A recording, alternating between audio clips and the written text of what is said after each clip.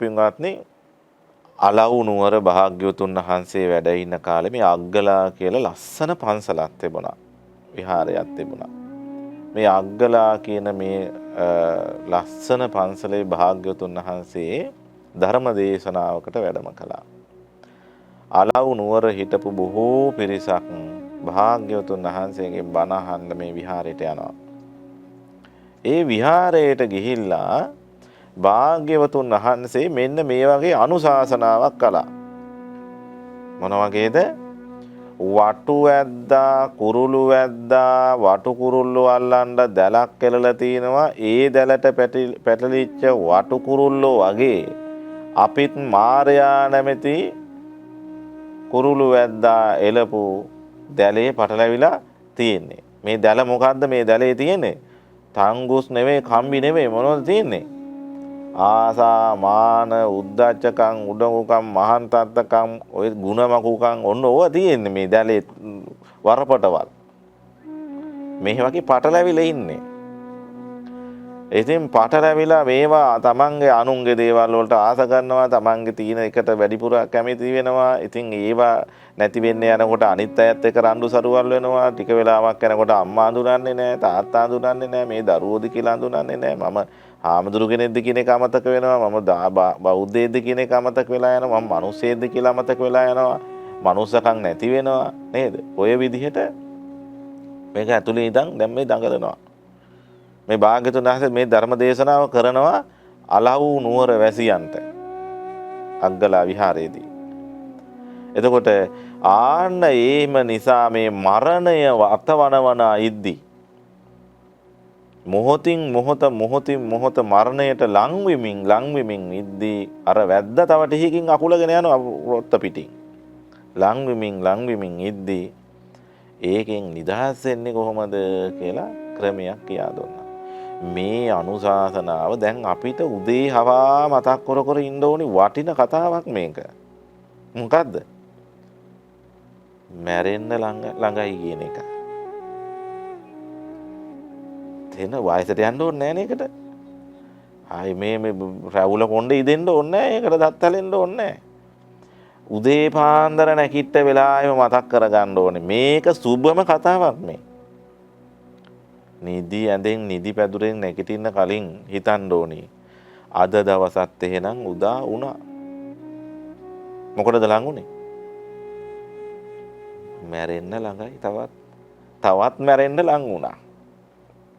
ඊළඟ දවසක කල්පනා තවත් මැරෙන්න ලඟ වුණා. අද දවසත් ඉවර වුණා. එහෙනම් කොහොම හරි හෙට හෙලි වෙනකන් ඉදීද දන්නේ නැහැ. කොහොම හරි අද දවසත් ඉවර වුණා. තවත් මරණයට ලඟ වුණා. ආමග කෙටි යා යුතු මග දුරයි කියලා කිව්වට ඇවිල්ලා තිනවා ගොඩක් දුර. යන්න තියෙන ඊටාම කෙටි දුරක් කියලා හිතන්න ඕනේ. එතකොට භාග්‍යවතුන් වහන්සේ මේක කියා දුන්නා එදා අනුශාසනාවේදී. මරණ සතිය වඩන විදිය. මේක තමයි හොඳම භාවනාව. හැමදාම කල්පනා කරන්න ඕන එක. හැමදාම හිතා ඉන්න ඕන එක. ඇයි? මැරෙන වග දන්නෝ හිස්සතින් යන්න සූදානම් වෙන්නේ නැහැ. මැරෙන වග හිතන අය. මැරෙන්නේ නැහැ කියලා හිතන අය තමයි පැලෙණි වැටටත් වෙඩි තියාගන්නේ. වෙඩි තියා ගන්නවා මෙහා පැත්තේ ඉඳලා එහා වැටේ කිනාට. කොහොම හරි එහා ගෙදර එකා මැරුණා කියමුකෝ. ඒකා මැරිලා ඇවිල්ලා මෙහා ගෙදරම ඉපදෙනවා. දැන් කාත් එක්කද වෛරේ? ඔන්න ඔහොම ගනුදෙනු වෙන්නේ. තේරුණාද කියප එක?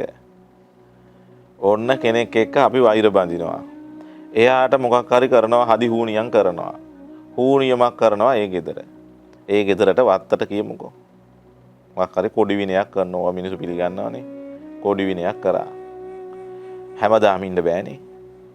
ඒ කොඩි වින කරන්නේ ඉතින් ටිකක් ඔය තල තුනා විච්ච අයනේ. ඕව පස්සේ යන්නේ. වර්තමාන තරුණ සමාජේ නම් ඕවට පස්සේ යන්නේ නැහැ. තිබුණා වුණත් ඒ ශාස්ත්‍රයේ මොකක් වුණත් ඒව පස්සේ යන්නේ නැහැ ගොඩක් දුරට. අපි දකින්නේ නැහැ එහෙම ඉන්නවා. ඉතින් අර ගොල්ලෝ අර කලා ළඟ පාත මිනිසුන්ට තමයි කොඩි වින කරන්නේ. නැත්තම් මෙහි ඉන්න මිනිස්සුන්ට කවදාවත් මේ බ්‍රසීලයේ, එංගලන්තයේ, රුසියාවේ අර අයිස්ලන්තයේ ඉන්න මිනිසුන්ට කොඩි වින කරන්නේ නැහැ. ගමේ අල්ලපු වැටේ මේ හදිසියට දුවගෙන එන මිනිස්සයන්ට තමන්ගේ මයටම තමයි කරන තරමක් කරන්නේ කොඩි වින. අදිහුණියක් නේද බලි අරින්නේ. ඉතින් මේ ඔහොම කරා. ඉතින් කරලි ඉවරලා ඉතින් මෙයා කර ඉඳලා මලා. මරුණකින් පස්සේ ගිහිල්ලා ඉපදුනේ අර කොඩි වින කරපු ඉඩමෙම ගෙදරේ. දැන් කොඩි විනේ කරගෙන තියෙන කාටද? තමන්ගේම අම්මට, තමන්ගේම තාත්තට, තමන්ටම කරගෙන තියෙන කොඩි විනේ. දැන් විඳවන්න එපා. තමන්ම කරපු කොඩි විනේට තමන්ම අහුවෙලා තමන්ම විඳවන්න ඕනේ පරම්පරාව. තමන්ගේ පවුලම. දැන් මේ පවුලනේ තමන්ගේ පවුල වෙලා තියෙන්නේ. අනේ වගේ පින්වත්නි කාට කළත් රිටර්න් එක එනවා. ප්‍රතිඵල එනකොට කඳුළු උනන වැඩ කරන්න එපා කියලා කියන්නේ. යස්සස්ස මුකෝරෝදම් විපාකම් පටිසේවති. විපාක දෙනකොට ඇස්වලට කඳුළු එනවා කියලා හිතෙනවා නම් රෝදති කියන්නේ අඬනවට අඬන්න වෙයි කියලා හිතෙනවා නම් ඒ දේවල් කරන්න එපා කියලා කියනවා. එහෙම කරන්න එපා කියලා කියනවා. අඬා හරි කරන්න පුළුවන් නම් ප්‍රතිඵල එනකොට hina වෙන්න පුළුවන් දෙයක්. අඬා හරි කරන්න පුළුවන් නම් ප්‍රතිඵල එනකොට සැනසුම් සුසුමක් හෙලන්න පුළුවන් දෙයක්. අන්න ඒ වගේ දේවල් කරන්න. ඒක අද සමහරවිට අමාරු වෙන්න පුළුවන්. අද වෙහෙරට විහාරයට යන්නේක අමාරු වෙන්න පුළුවන්. අඬා හරි යන්න ඕනේ. මිනිස්සෙගේ හොඳ කියන එක ටිකක් අමාරු වෙන්න පුළුවන්. හැබැයි ඉතින් හිත හදාගෙන කවුරු මිනිස්සුන්ගේ හොඳ දකින්න ඕනේ. ප්‍රශංසා කරන්න ඕනේ. කට ඇරලා. වැරද්දක් දැක්කම වැරද්දට ගරහනවා වගේම ප්‍රශංසාවක් කරන්න සුදුසු තැනක් හම්බුනාම කට ඇරලා ලෝභ නැතුව ප්‍රශංසා කරන්න ඕනේ. ඒකට ප්‍රතිඵලය එනකොට අපිටත් ගිය තැන ප්‍රශංසා ගංගාවක් වගේ ගලාගෙන එනවා. මල් වැහි වහිනවා. අනිත් අයට ආශිර්වාද කරන්න ඕනේ. දැන් මම පහුගිය දවස්වලත් මේ ධම්සතර රූපවාහිනිය කිව්වා. මග තොටකදී වුණත් ගිලන් රථයක ගියත් කවුද යන්නේ, කවුද මේක රියදුරු, කවුද මේකේ පණ අදින්නේ, කවුද ලෙඩ වෙලා ඉන්නේ, කවුද වෛද්‍යවරු අපි දන්නේ නැහැ. කාට හරි හිතෙනවා නම් පාරේ කෑ ගහගෙන විසිල් එක ගහගෙන යනකොට අනේ කවුරු උනක් කවන්නේ මේ මිනිස්යාට බුදු සරණින් සනීප වෙන්න ඕනේ. ඉක්මනින් නැගිටින්න ඕනේ කියලා. සමහරවිට අපේ ආශිර්වාදයේ මහා බලයක් වෙන්න පුළුවන් ඒක. අපි මේ කොහෙවත් හිටපු කෙනෙක්. එහෙම කරන්න පුළුවන් නම් එතනට අපේ හිත හදා ගන්න පුළුවන් නම් කවුරු වුණත් හිතන්න ඕනේ අනේ මගේ දෑසට නම් අතුරු ආන්තරාවක් දකින්නවත් නොලැබේවා කියලා. ඒක මට නොලැබේවා විතරක් නෙමෙයි. කාටවත් වෙනවවත් දකින්න එපා මට. මගේ දෑසට කවදාකවත් කවුරුවත් විඳෝනෝ නම් දකින්න නොලැබේවා. බලන්නකො එහෙම හිතන්න පුළුවන් නම් කොච්චර මෛත්‍රියක් මේ හදමඩලේ ඇති වෙනවද කියලා. මලක් පිපුණා වගේනේ. එහෙම අවස්ථාවක් අපිට ලැබෙනවා නම් දකින බලන පැත්තේ මිනිස්සු hina වෙලා සන්තෝෂෙන් ඉන්න අය දකින්නේ. දුක් විඳින මිනිස්සු අපේ ඇස්වල පේන්නේ නැත්තම්, වේදනාවෙන් ඉන්න මිනිස්සු, ප්‍රශ්න වලින් තෙරපිච්ච මිනිස්සු අපේ ඇස්වලට පේන්නේ නැත්තම් අපි කොච්චර වාසනාවන්තයිද නේ? ලෝකයේ නැති වෙයි ඒවා. නමුත් අපි ඉන්න පරිසරේ අපි යන තැන්වල කුණු ගොඩවල් නැත්තම්, ගඳ ගහන්නේ නැත්තම්, යන තැන සුවඳ හමනවා නම් අපි කොච්චර වාසනාවන්තයිද? යන තැන අපිට බඩගිනි වෙන සැරයට ප්‍රණීත ආහාර පාන අපිට ලැබෙනවා නම් කොහෙන් හරි අපිට ගමනක් බිමනක් යන්න හම්බ වෙනකොට යෙදෙනකොට අපිට හොඳට ඇඳගෙන යන්න බොහොම වටින ඇඳුම් පැළඳුම් ආදී අඩුවක් නැතුව තියෙනවා නම් ලෝකේ හැමෝටම ඇඳුම් නැති වෙන්න පුළුවන්. නමුත් අපිට තියෙනවා අපි යන තැන අයත් හොඳට ලස්සනට ඇඳගෙන ඇවිල්ලා තියෙනවා. එච්චරනේ වෙන්න ඕනේ. අන්න එහෙම දකින්න පුළුවන් නම් ලෝකේ දිහා ඒක අර සුන්දර හදවත් තියෙන සත්පුරුෂ මිනිස්සුගේ හිත්වල ඇති වෙන සිතුවිලි. එහෙම කල්පනා කරන්න පුළුවන්. කාට වුණත් කමක් නැහැ හරියනවා නම් කියලා හිතෙන්න ඕනේ. සමහරලාට මට නැති වෙලා අනිත් කෙනාට හරියනවා. ඒත් කමක් නැහැ කාට හරි ගිහිල්ලානේ. කියලා සතුටු වෙන්න පුළුවන් නම් ඒක හරි වටින දෙයක්. එතා අග්ගලා නුවරදි භාග්‍යවතුන් වහන්සේ දේශනා කළේ ඒ විදියට හිතෙන්නේ මැරෙනවා කියලා හිතන මිනිස්සුන්ට. කොයි වෙලාවෙ හරි මම මැරෙනවා. කොයි වෙලාවෙ හරි මට මේ ජරාව පුරෝපු මැටි කලය බිඳලා දාලා යන්න වෙනවා. අර ධම්මික උපාසක මහත්තයාට ආරාධනා කරේ දෙවිවරු ඇවිල්ලා. දිව්‍ය ලෝක 6ෙන්ම ආවනේ දෙවිවරු කරත්තත් අරගෙන. දිව්‍ය විමාන වලට එක්කගෙන යන්න. ඒ දෙවියෝ කියන්නේ ධම්මික උපාසක මහත්තයාට ඔය මැටි කලේ බිඳලා දාලා එන්න රත්තරන් කලයකින් වතුර බොන්න. ඔය ශරීරයෙන් අයින් වෙලා එන්න මේ විමානෙට සුර විමානට එන්න කියලා ආරාධනා කළේ. ආන්නේ වගේ පින්වත්නි යමෙකුට අර විදිහේ සත්පුරුෂ සිතුවිලි හදවතේ ඇති වෙනවා නම් ජනිත වෙනවා නම් කාට වුණත් අපි සුවපත් වේවා කියලා කාට වුණත් අපි හරියන්න ඕනේ කියලා හිතනවා නම් ඒ කෙනා නිතර දෙවියල හිතනවා මම යනවා කියලා. දවසක සමු අරන් යනවා කියලා. ඉතින් මේ අනුශාසනාව අහගෙන හිටියා එක දුවෙක්.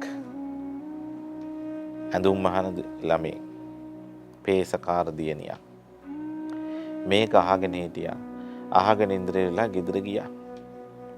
අනිත් වැඩපලත් කරනවා, කායම ටිකක් උයනවා. ගෙදර අතුපතු ගාන ගෙදර දොරේ වැඩ ටිකත් හරි දක්ෂයි මේ ළමයා කරන්න. අම්මා අප්පච්චිටත් හොඳට සලකනවා. වත්ත පිටියේ වැඩ ටිකත් කරනවා. Tamanට පැවරිච්ච අනිත් කටයුතු ටික හැමදේමත් කරන ගමන් මෙයා හිතනවා හැම වෙලෙම මම මැරෙයි. මම මැරෙන්නයි ඉන්නේ. තව දවසකින් මම මරණයට ලං වුණා. තව දවසකින් මම මරණයට ලං වුණා කියලා හැම වෙලෙම මරණ සතිය වඩනවා. මේමයි කියලා මම මැරෙන්න ඉන්නේ. ඒ නිසා වැඩක් නැහැ, කාලා වැඩක් නැහැ, ඇවිදලා වැඩක් නැහැ, හොඳට ඇඳලා වැඩක් නැහැ කියලා හූල් ඉන්න නෙවෙයි මේ කියන්නේ. ඒක නෙවෙයි මේ කියන්නේ. මැරේ කියලා දන්න අය සන්තෝෂෙන් ඉන්නවා. මැරෙයි කියලා දන්න අය මේ තියෙන ලබාගත් කාම සුගතිය මේ වාසනාවන්ත ආත්මෙන් මිදෙන්න කලින් මේ ලැබපු වාසනාවන්ත ආත්මේ වාසනාවන්තකම උපරිමයෙන් භුක්ති විඳිනවා. සමහරු එහෙම නැහැ. සමහරු දැන් මේක කිව්වගෙන් පස්සේ අනේ ඕක ගැන මොකද්ද බුදුහාඳුරෝ ඕකමද කියලා තියෙන්නේ. ඕක දැන් ලෙඩ වෙනවා, කඳුළු වෙනවා, හොටු ගලනවා, මැරෙනවා කිය අපි අඬා ඉන්න ඕනිද? hina වෙලා කාලා ජොලියෙන් එමු කියලා එහෙම ඉන්න ඕනේ. හොඳට අඳින්න ඕනේ, හොඳට පළඳින්න ඕනේ, Taman තියෙන විදිහට කන්න ඕනේ. හොඳට ගියක් දොරක් හදාගෙන හොඳ වාහනයක් කරගෙන එහෙම සන්තෝෂෙන් ජීවත් වෙන්න ඕනේ. ඒ අතරතුරේදී කල්පනාවේ තියාගන්න ඕනේ මේ මොනවා කළත් දවසක යන්න වෙනවා. දැනගෙන හිටියම හොඳයිනේ ඔක. නොදැන වෙනවට වඩා දැනගෙන වුණාම ඒකට සූදානම් වෙලානේ ඉන්නේ. මං ඕක දැනගෙන හිටියේ කියලා පණ අදින වෙලාවෙත් හිතෙනවා. කොයි වෙලාවෙ හරි මට මේක වෙනවා කියලා මං දැනගෙන හිටියේ.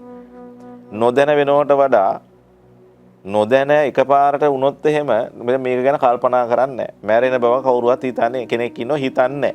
එයා දන්නෙත් නැහැ. ඒ ගැන කල්පනා කරන්නේත් නැහැ. එයා හිතාගෙන අවුරුදු 300ක්වත් ඉන්න පුළුවන් වෙයි කියලා. ඔහොම හිතාගෙන ඉන්න කෙනෙක්ට එකපාරට සර්ප්‍රයිස් වෙනවා. මොකක් හරි අනතුරක් වෙලා සනීපයක් වෙලා හරියලා මැරෙන්න වෙනවා. පණ අදින්න ගිහිල්ලා මේ එක්කෝ මොනවද ICU එකක. එහෙම නැත්තම් අපි අර කියපු ගිලන් රථයක නැත්තම් ගෙදර ලෙඩ ඇඳක කොහේ හරි දැන් මගතොටකදී Tamanට හුස්ම ටික හිර වෙන්න එනකොට තමයි එයා පුදුම වෙන්නේ.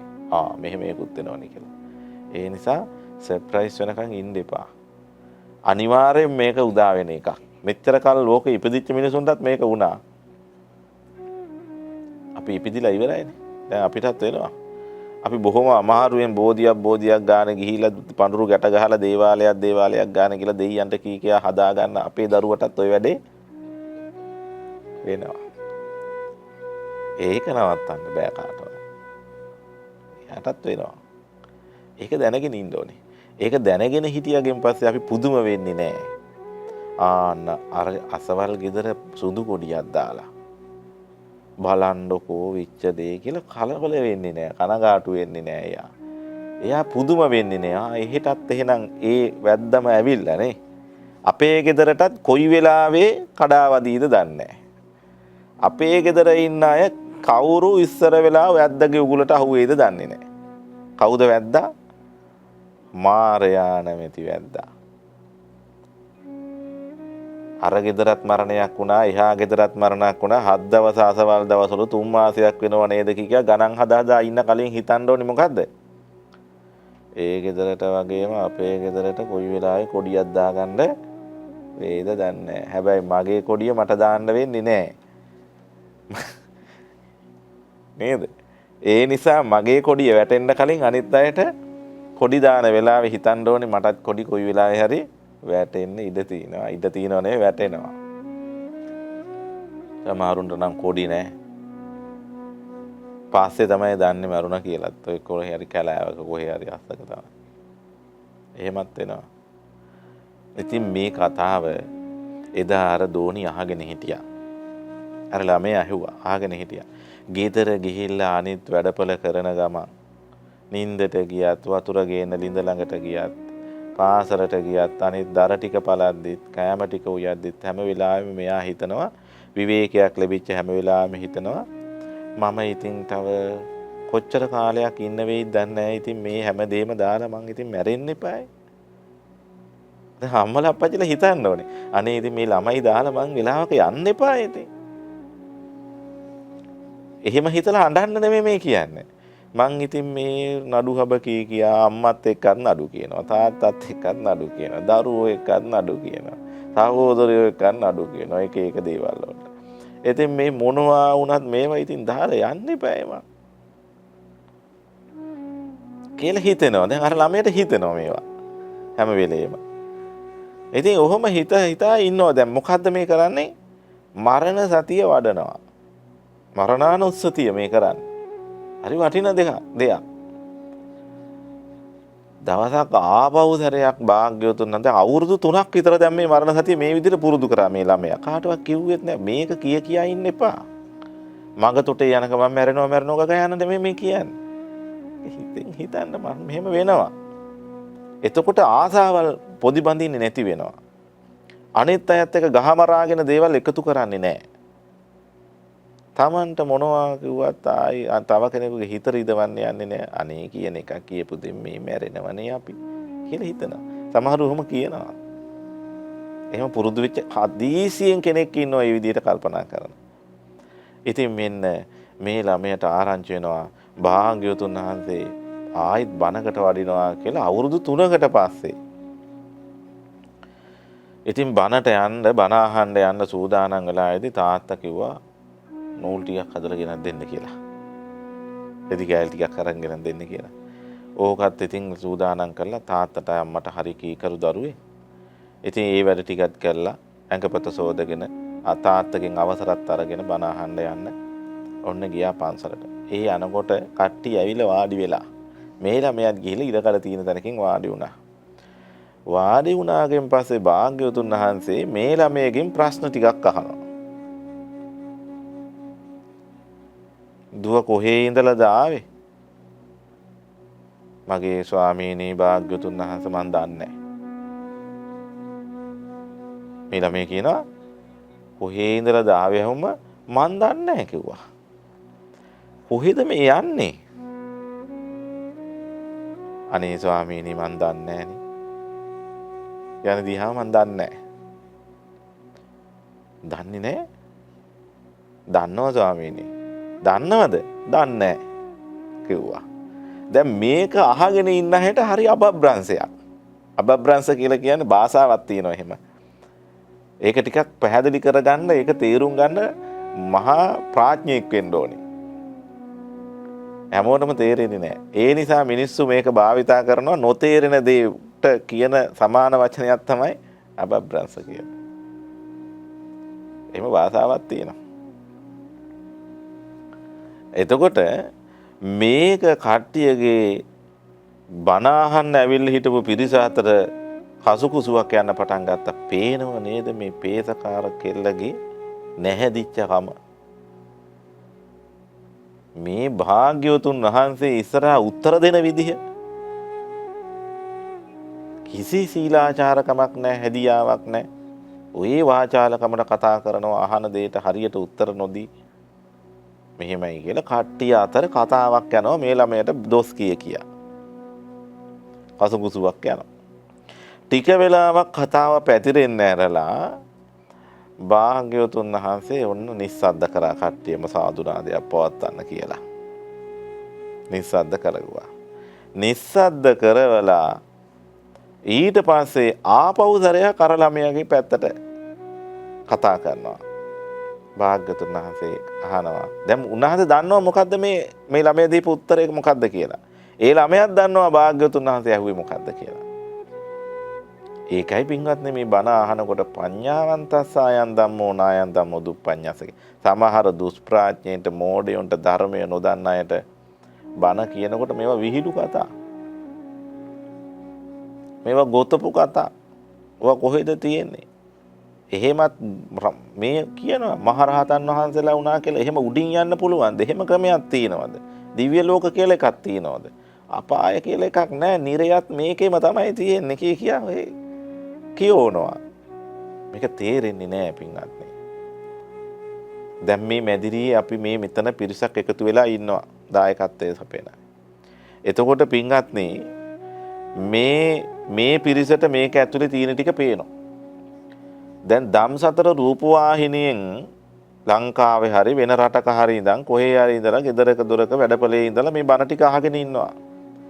එතකොට මේ බණ අහගෙන ඉන්න අයට මේ කැමරාවෙන් පෙන්වන ටික විතරනේ පේන්නේ. කැමරාවෙන් පෙන්වන ටික විතරයි ඒගොල්ලන්ට පේන්නේ. මේ කැමරාවේ පිටිපස්සේ කැමරා ක්‍රියාකාරකෙක් ඉන්නවා. ක්‍රියාකරුවෙක්. ඒක මේ මැදිරියේ ඉන්න අයට මට ඕගොල්ලන්ට පේනවා. ටීවී එකෙන් බලන කෙනාට එයාව පේන්නේ නැහැ.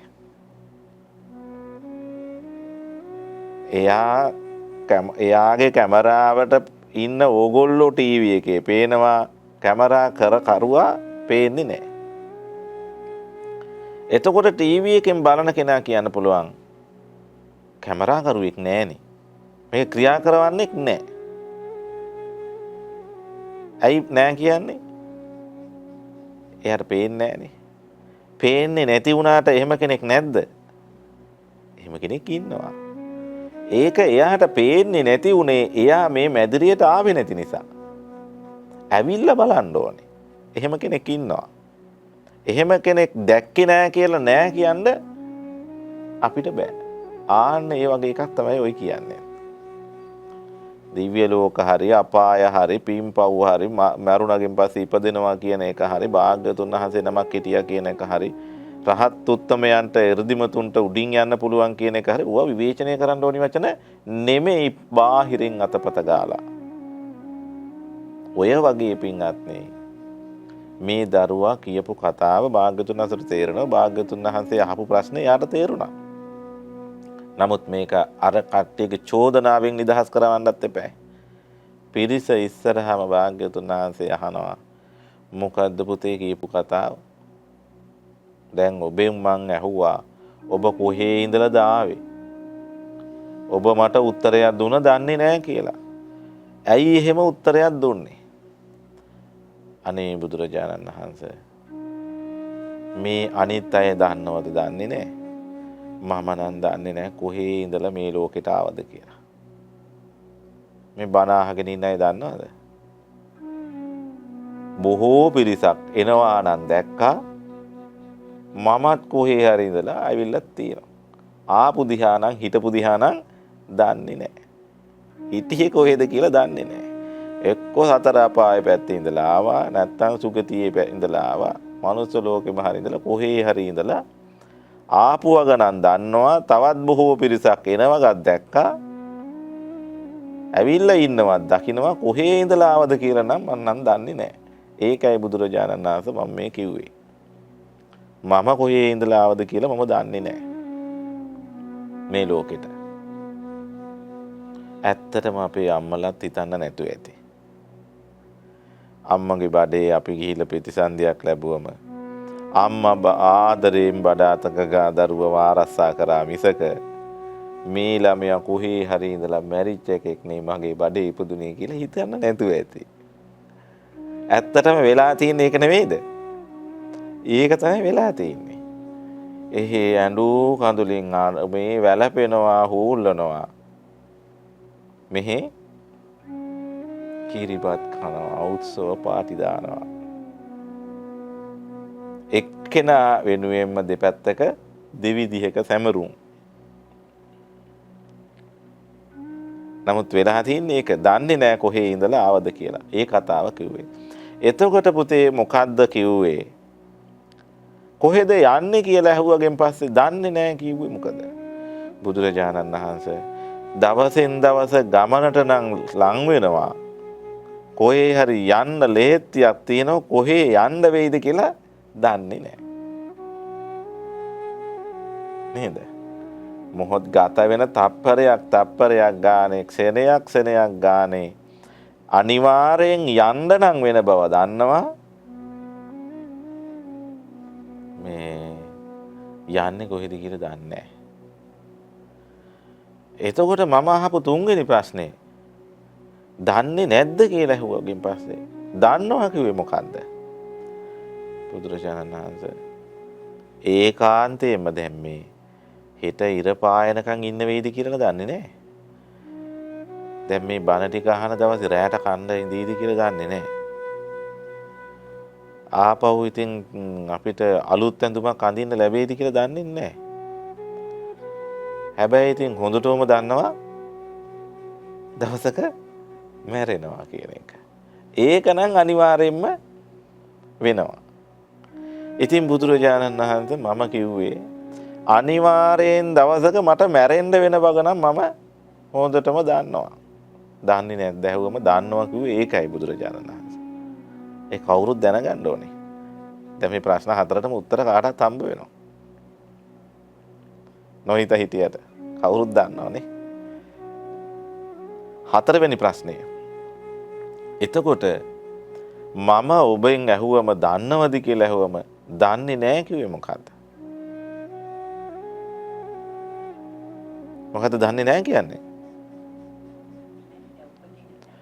බුදුරජාණන් වහන්සේ මැරෙන වගමම දැනගත්තට ආයේ කොහේ උපදීද කියලා නම් මම දන්නේ නැහැ. ඒ කතාවකුව මම කිව්වේ. භාග්‍යවතුන් වහන්සේ සාදු නාද පවත්වනවා. ප්‍රශංසා කරනවා මේ දරුවගේ ප්‍රශ්නවලට පිළිතුරු දීම පිළිබඳව. ප්‍රඥාවන්තයා මේක තේරුම් ගත්තා. ප්‍රඥාව නැති කෙනා විවේචනය කරා කියලා හරි උත්තරයක් තිබුණේ නැද්ද එතන? හරි උත්තරේ තිබුණා එතන. අන්න බලන්න පින්වත්නි මේ ධර්මයේ වටහා ගන්න අය කොතනදී හරි බණපදයක් ඇහුවොත් ඒ ධර්මයේ ජීවිතේට ගලප ගන්නවා, පුහුණු කරනවා. ඒක තමයි මේ බණ දන්නවා මටත් කටපාඩම් මම මෙච්චරක් බණ කියවලා තියෙනවා, මෙච්චරක් බණ අහලා තියෙනවා. උදේ ඉඳලා රෑ වෙනකන් ටීවී එක රේඩියෝ එක මගේ අපේ ගෙදර බණ දාගෙනමයි ඉන්නේ. ඒ කතාව නෙමෙයි වැදගත් වෙන්නේ. අහන පුංචි බණ කතාව හරි තමන්ගේ ජීවිතයට ගන්න දෙයක් තියෙනවා නම් ඒක තමන්ගේ ජීවිතයට අරගෙන ක්‍රියාත්මක කරමින් පුහුණු කරන එක. සුතා අහනවා, දතා ගන්නවා, ධාරණය කර ගන්නවා, වාචා පරිචිතා වචනයෙන් කියවනවා. තමන්ගේ ජීවිතේ පුරුදු වෙච්ච බණ කතාව, ධර්මයේ බණ පදය මේක වාචා පරිචිතා වචනයෙන් පුරුදු කරනවා. වචනයෙන් පුරුදු කරනව විතරක් නෙවෙයි මනසානුපෙක්කිතා මෙනෙහි කර කර ඉන්නවා. මෙනෙහි කර කර ඉන්නවා. අන්න බලන්න. ඒ විදිහට පින්වත්නි තමන්ගේ ජීවිතය හුරු කරගත්තොත්, පුරුදු කරගත්තොත් ඔබට ඒකාන්ත වශයෙන්ම බුදුපසේ බුදුමහරහතන් වහන්සේලා නිවි සැනසී පැමිණ වැඩවදාළ ඒ සාන්ත සුන්දර අමා නිවන් සුවය බොහෝ ඉක්මනින් ළඟා කරගන්න සාක්ෂාත් කරගන්න පුළුවන්කම ලැබේවි.